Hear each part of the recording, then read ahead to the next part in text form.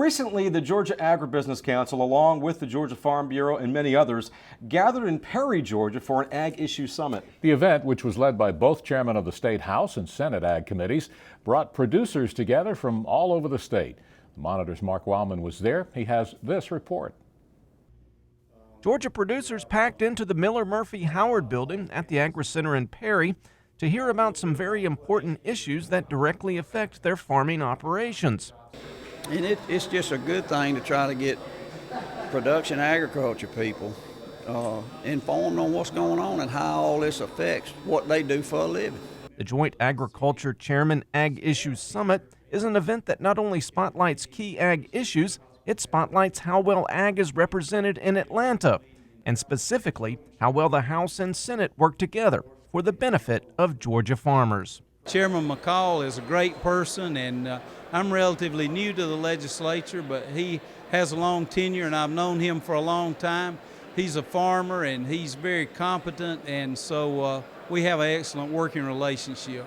This year, producers got to hear about some do's and don'ts to Georgia's ag sales tax exemption laws. There was an update from Georgia EPD Director Judd Turner on water issues. Lieutenant James Steen from the Georgia State Patrol talked about some key transportation exemptions for farmers, and there was a discussion on federal immigration reform. Bill Brim, a Tift County fruit and vegetable grower, spoke about how difficult it was to work with the H-2A program, and specifically how difficult it was to get enough domestic workers to do farm labor. Well, since 2010, I've hired 3,800 domestic workers. And you know how many I've got on my farm now? 4 out of 3,800.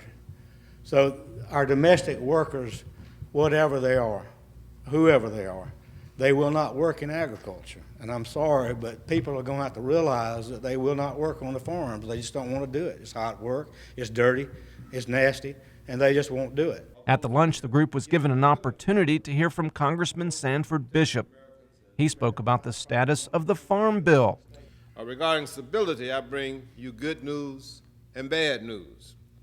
The good news is that last month, a version of the Farm Bill was debated and considered by the House.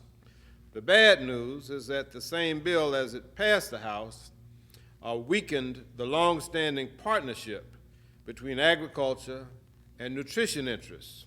The event in Perry brings leaders from many different areas of ag together in one room. And even though these producers may have different challenges ahead of them, it is important for them to all stick together so that the agriculture community as a whole is not forgotten when key legislative decisions are made.